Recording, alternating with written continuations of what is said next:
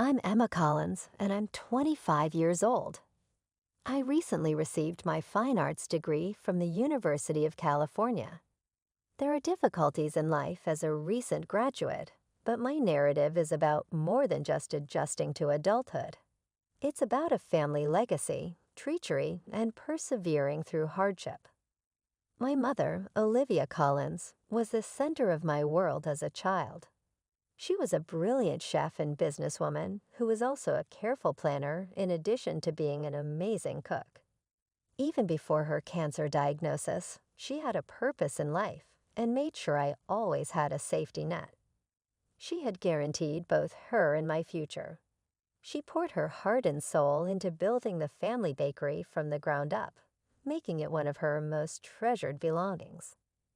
She left the company to me when she died 4 years ago so that I would have something to cling to, a piece of her that would never die. When she said, "Emma, this bakery is more than just a business. We call it home. Our origins. You will always have a home of your own." She fought cancer, but she never wavered in her commitment to getting me ready for life without her. She ensured that I comprehended every aspect of the company, from handling suppliers to managing employees. Her love was demonstrated by her foresight, and I remember that every day. But life wasn't always easy. Before it all broke apart, my parents' marriage lasted 10 years. My father, Jack Collins, left us for someone else when I was a young child. There were only silent farewells, no theatrical altercations or courtroom skirmishes. He soon moved on, marrying Madison, a younger lady who seemed to naturally assume the roles of mother and wife. Soon after, their daughter Abigail was born, and even though I periodically went to see them, I never felt like I fit in with their new family. Madison was always polite but distant, the kind of stepmother who made you feel like a guest rather than part of the household. "Emma, would you like to stay for dinner?" she'd ask, her tone suggesting she hoped I'd say no. Meanwhile, Dad worked long hours, claiming he needed to provide for his family, a category that seemed to exclude me more often than not. Abigail, my half-sister, was 10 years younger and the apple of their eye. I'd see Madison fuss over her, braiding her hair or applauding her every little accomplishment. It was hard not to feel like an outsider. Despite all this, my relationship with my father remained cordial, though distant. He paid for my college education in a lump sum, perhaps out of guilt or obligation. It was his way of staying involved without actually being present. I accepted it without question because, at the time, I thought it was the best I could hope for. Little did I know that my mother's thoughtful plans and my father's hidden motives would set the stage for a storm I never saw coming. Losing my mother was the hardest thing I've ever faced. Olivia Collins wasn't just my mom. She was my anchor, my cheerleader, and the person who made me feel like I could take on the world. When she passed away from cancer 4 years ago, just weeks before I was supposed to leave for college, my world crumbled. The grief was overwhelming. It felt like a piece of me was missing, and for a long time, I struggled to even get out of bed. During those first few weeks, I was numb, barely able to process the fact that she was gone. That's when my father, Jack Collins, stepped in, offering help in a way I hadn't expected. He, along with Madison and Abigail, temporarily moved into the house to support me. At the time, I was too overwhelmed by my loss to question it. I was just grateful for the presence of people, even if our relationship had always been strained. "We're here for you, Emma," my dad said, placing a comforting hand on my shoulder. Madison nodded in agreement, her face carefully arranged to look sympathetic. Even Abigail, my half-sister, seemed to go out of her way to be kind, though her curious eyes wandered through the house, taking in every corner like it was a museum. At first, their presence brought some relief. Madison took charge of organizing meals and keeping the house running, while Dad helped with the overwhelming paperwork that comes with losing a loved one. Abigail would sit with me, chatting about school and her friends, offering small distractions from the crushing weight of my grief. It felt strange, but in those moments, almost comforting. As summer drew to a close and my college start date approached, I faced a difficult decision: what to do with the house. Selling it was unthinkable. It was my mother's legacy, the place she'd worked so hard to secure for us. But leaving it empty for 4 years didn't seem like a smart option either. That's when Dad came to me with a proposal. "Emma," he said one morning over coffee, "why don't we stay here while you're at school? We'll cover all the bills, maintain the place, and you won't have to worry about a thing." Madison, flipping pancakes at the stove, chimed in it would be good for everyone. "Abigail loves her school here, and the house will be in great hands." At the time, it seemed like a practical solution. I agreed, grateful for the offer, and left for college with a sense that my mother's house and her memory would be cared for. College was a whirlwind of classes, assignments, and late-night study sessions, but coming home during breaks always felt like stepping into a different world. My visits were a comforting reminder of home, and over time, I started to notice something unexpected. The family dynamic at my mother's house was changing. When I came home for my first break, Madison greeted me with a warm smile and a home-cooked meal. "Welcome back, Emma. I made lasagna, your favorite," she said, setting the table as if she'd always known my preferences. Abigail, my half-sister, couldn't wait to drag me to her room to show off her latest artwork. "Look, Emma, do you think I should add more blue here?" she'd ask, her enthusiasm infectious. For the first time, she treated me like a sister rather than the distant relative who occasionally visited. As the years passed, these visits became more than just a chance to recharge. They started to feel like I was part of something bigger. During Christmas breaks, we decorated the tree together, arguing playfully over ornaments. "Tinsel is so tacky," Madison would declare, while I'd laugh and insist it was classic. Dad would lift Abigail to place the star on top, grinning as if this was the family he'd always envisioned. Those moments felt warm and genuine, almost like we were truly a family. Summer breaks were longer and even more relaxed. Abigail and I would spend lazy afternoons at the community pool or binge-watch movies while eating popcorn. Madison surprised me by inviting me to her book club, where we bonded over dissecting romance novels and laughed at the plot twists. Emma's insights are spot on, Madison told her friends one evening, making me feel included in a way I hadn't expected. Even Dad seemed to take a step back from his usual reserved demeanor. He'd join us for dinners and ask about my classes, genuinely interested in my life. "Your mom would be so proud of you," he said one evening, his voice thick with emotion. It was moments like these that made me feel like I wasn't just a visitor, I was part of the family. Over time, I began to see Madison and Abigail in a different light. Madison, who once seemed cold and distant, became almost maternal, always asking about my life and making sure I felt at home. Abigail's youthful energy and constant chatter filled the house with life, and her habit of seeking my advice made me feel like an older sister for the first time. The house, too, seemed to change with each visit. Small touches of Madison's influence appeared. A new set of curtains, a carefully arranged centerpiece on the dining table. But they were tasteful, blending with the warmth my mom had cultivated. It felt like we were all building something together, something that honored the past while embracing the present.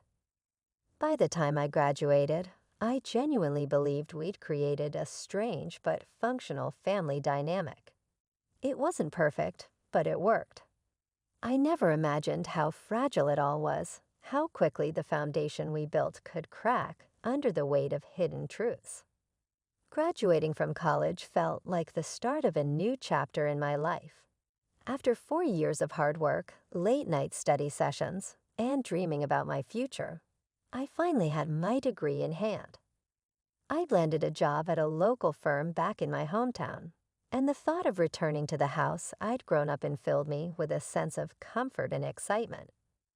My mother's house, my house, was waiting for me, a place where I could finally settle down and start building my career.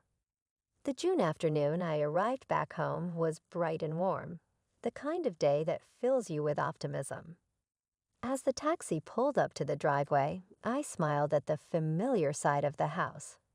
The garden looked well maintained, though the roses my mom had planted seemed slightly different from how she tended them.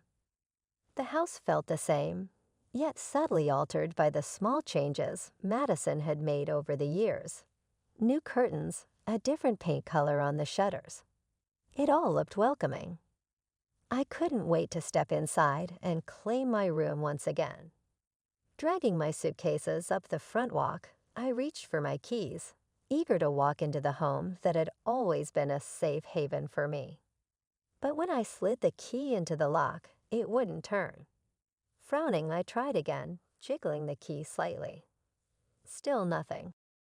Confused, I muttered to myself, "What the hell?" and knocked loudly on the door. Surely it was just a mistake, a new lock installed without anyone thinking to send me a spare key. After a moment, the door opened and Madison stood there, her expression shifting from surprise to discomfort in an instant. She was wearing an apron dusted with flour, as if she'd been baking. "Emma," she said, her voice hesitant, "what are you doing here?" I wheeled my suitcase into the entryway, ignoring the awkwardness in her tone. "What do you mean?" "I live here," I replied, scanning the living room, which looked subtly different from how I'd left it. New furniture arrangements, a different rug. Why were the locks changed? Before Madison could answer, Dad appeared from the living room, his face pale and movements stiff. Abigail trailed behind him, looking nervous but staying silent. "Emma," Dad began, rubbing the back of his neck, a telltale sign he was uncomfortable. "Let's talk in the office for a minute." Alarm bells started ringing in my head as I followed him to the small office that used to belong to my mom. The walls were still lined with her books and certificates, but the air felt heavy, as if the room itself knew what was coming. Dad closed the door behind us and turned to face me, his hands shaking slightly. "Emma," he started, his voice low. "There's something I need to tell you." He paused, and I could see the weight of his words pressing down on him. Madison thinks this house belongs to me." I stared at him, uncomprehending. "What are you talking about?" "Mom left this house to me. It's in her will." He nodded, avoiding my eyes. "I know that, but when we moved in, I told Madison it was mine, that I'd given it to your mom out of kindness after the divorce, and that when she passed, it came back to me." The betrayal hit me like a punch to the gut. "You lied to her for 4 years. You let her believe this was your house, and now you're telling me that she doesn't even know it's mine." Dad's shoulders slumped. "I didn't think it would matter. You were at college, and we needed a place to stay. I thought it would be temporary." Anger and disbelief surged through me. "Temporary? This is my house, Dad, Mom's house. And you're telling me you've been living here, letting Madison act like it's hers while you lied to her and to me." "I was going to tell her the truth," he said weakly, but his words rang hollow. "Just give me some time to figure out how to handle this." I shook my head, furious. "You've already had 4 years, Dad." At that moment, Madison knocked on the door. Her voice was sharp. "Is everything okay in there?" The tension was suffocating, but one thing was clear. I wasn't going to let them continue this charade. The first few days back in the house were awkward, but I tried to convince myself that things would get better after the confrontation with my father. I chose to keep quiet for the time being, hoping he would resolve the situation as promised. But the atmosphere in the house shifted almost immediately, and Madison's behavior quickly took a turn for the worse. It started with small things, comments that sounded polite on the surface, but were laced with subtle jabs. "Emma, I reorganized the pantry for efficiency. You probably didn't notice since you've been so busy with college," she'd say, smiling too sweetly. Then there were the accidents. One morning, I found my favorite blouse in the laundry, ruined with bright pink streaks. "Oh dear," Madison exclaimed when I confronted her, her tone dripping with mock concern. "I must have mixed up the laundry baskets. These things happen when a house gets too crowded." Abigail, who had once been eager to spend time with me, now seemed distant and aloof. She rolled her eyes whenever I entered the room and started referring to me as "that girl" during her loud phone conversations with friends.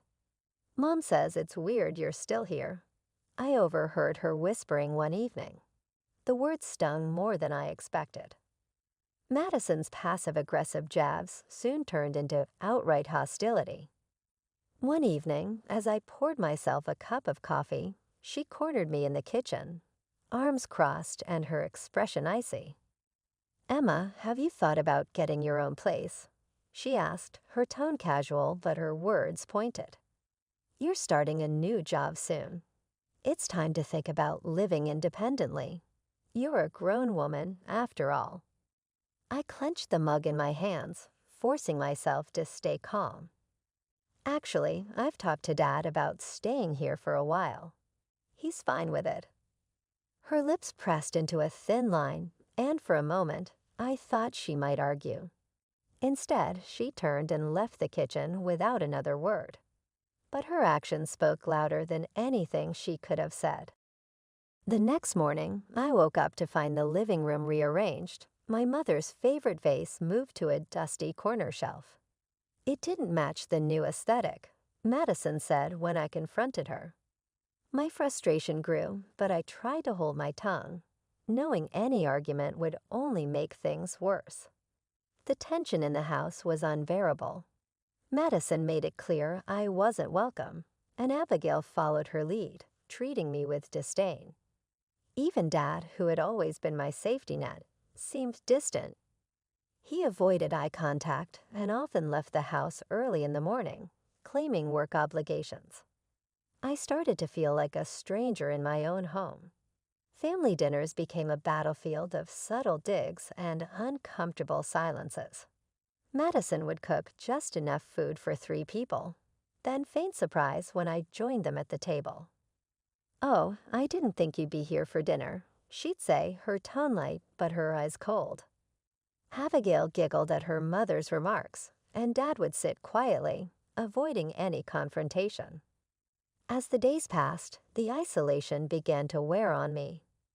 I found myself retreating to my room more often, avoiding the hostility that seemed to follow me around the house. But even there, I couldn't escape the suffocating sense of betrayal. This wasn't just about Madison anymore. It was about my father, the man who had stood by silently as his wife chipped away at my sense of belonging. I tried to focus on my new job and reconnecting with old friends to distract myself, but the weight of the tension at home lingered. Each day, the cracks in our fragile family dynamic grew deeper, and I couldn't shake the feeling that I was being pushed out of my own life. Saturday morning started unusually quiet. No sounds of Madison's weekend baking in the kitchen, no music blasting from Abigail's room, and no faint murmurs of the TV, where Dad usually watched sports. The silence was eerie, like the house itself was holding its breath. I slipped out of bed and padded downstairs, calling out, "Hello, Madison, Dad?" But there was no response. The kitchen was spotless, not just clean, but unused since the night before. The living room looked untouched, with throw pillows perfectly arranged on the couch. Even the usual clutter by the entryway, Abigail's shoes, Madison's handbag, was gone. A quick glance outside confirmed it. Dad's car wasn't in the driveway. I checked my phone, expecting a note or text explaining their absence, but there was nothing. Confused, I dialed Dad's number. It went straight to voicemail. Frowning, I tried a few more times before reluctantly calling Madison. She picked up on the fourth ring, her voice sharp and impatient. "What do you want, Emma?" she snapped. The sound of waves and tropical music played faintly in the background. "I just wanted to know where everyone is," I said, caught off guard by her tone. I woke up and the house was empty. She laughed, but it wasn't the warm kind of laugh. It was mean, cutting. "Oh, didn't we tell you? We're in the Maldives. First-class flights, luxury resort, the works." Her voice dripped with mockery. "We didn't mention it because, frankly, we didn't want you tagging along and expecting us to pay for you." "What?" I stammered, disbelief mixing with anger. "Madison, what are you talking about? You left without saying anything." "Save it," she interrupted coldly. "I'm done with this whole situation. You're nothing but a freeloader, living in our house, mooching off us like you own the place. Your father might tolerate it, but I won't.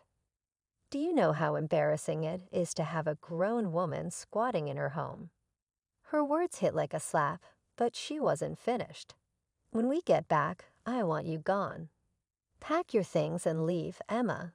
And don't think you can guilt your father into letting you stay. He agrees with me. He's just too spineless to tell you himself. We've already blocked your number. Have a nice life." The line went dead before I could respond. For a moment, I just stood there, the phone trembling in my hand. Her venomous words echoed in my mind, and the weight of the betrayal hit me like a tidal wave. But then something inside me shifted. The sadness and disbelief gave way to anger, white-hot, focused anger. This was my house, my mother's house, and I was done playing nice. I spent the rest of the day packing their belongings with a determination I didn't know I had. Madison's expensive clothes, Abigail's school supplies, Dad's golf clubs, all of it went into boxes and suitcases. I stacked them neatly in the garage, making sure not a single trace of them remained in the house. Every move felt cathartic, like I was reclaiming a piece of myself with each item I packed away. By evening, I had called a locksmith. "Can you change the locks immediately?" I asked, my voice firm. He arrived within the hour, replacing every lock in the house while I stood by, clutching the new keys like a lifeline. It cost a small fortune, but I didn't care. As I closed the door behind him, I felt a strange sense of relief. This was my house again, and no one was going to take it from me. Friday evening, I pulled into the driveway after a long day at work and immediately spotted their car. They were back. Madison, Dad, and Abigail stood near the front steps, surrounded by their suitcases and boxes from the garage. Madison's face was flushed with fury, her hands gesturing wildly as she spoke to Dad.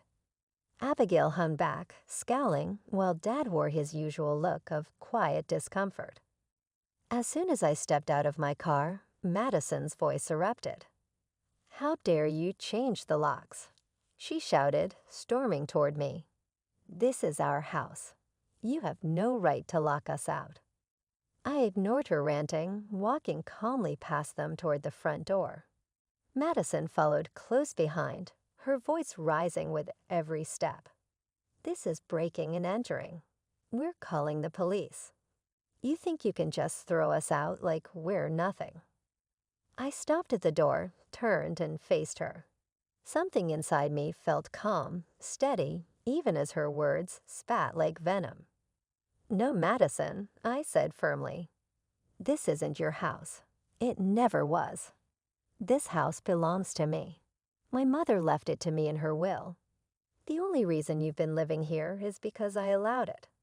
And now I'm done." Her face twisted in disbelief. She turned to Dad, who stood frozen near the car. "Jack, tell her she's lying. Tell her this is our house." she demanded, her voice shrill. Dad looked like he wanted to melt into the pavement.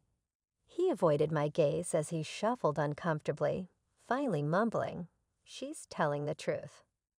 Madison's fury boiled over. "You lied to me," she shrieked, glaring at him. "You let me think this was your house, that you were doing me a favor by letting her stay. What else haven't you told me?" Her attention snapped back to me, her expression a mix of anger and desperation. "Emma, sweetheart," she began, her tone suddenly soft and saccharine. "We've had so many good times here. Holiday dinners, book club nights. This is a family home. Surely we can work something out." "No," I said, cutting her off. "We can't. Your things are in the garage.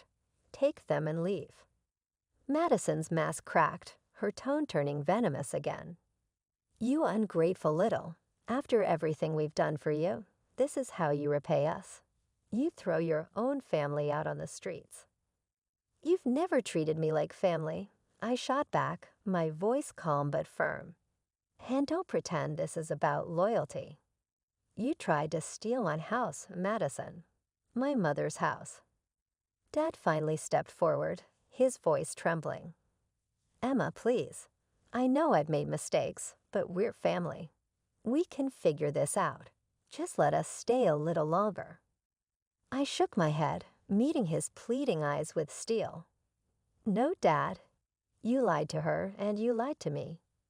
You let her erase every trace of Mom from this house while you stood by and said nothing. I won't let you keep doing this." Madison tried one last time, her voice rising with desperation. "You can't do this. We'll fight you on this, Emma." I opened the door and stepped inside, turning to face them one last time. "You're welcome to try," I said simply, closing the door firmly behind me. Through the window, I watched them argue as they loaded the last of their belongings into the car. Madison screamed, Abigail cried, and Dad just looked defeated.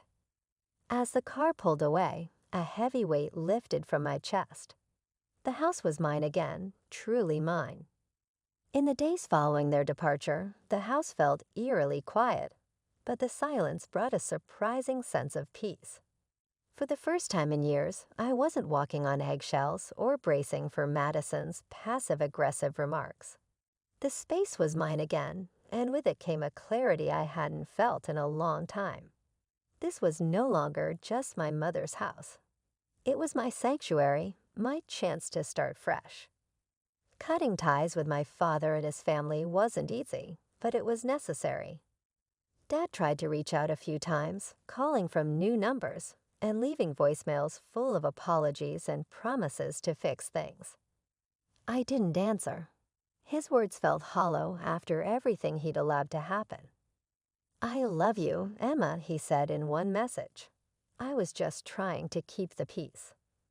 But peace built on lies isn't peace at all, and I wasn't willing to compromise my dignity for his comfort anymore.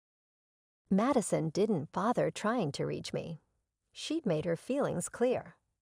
Abigail's silence stung more than I expected, but I reminded myself that she was still young, caught in the crossfire of her parents' decisions.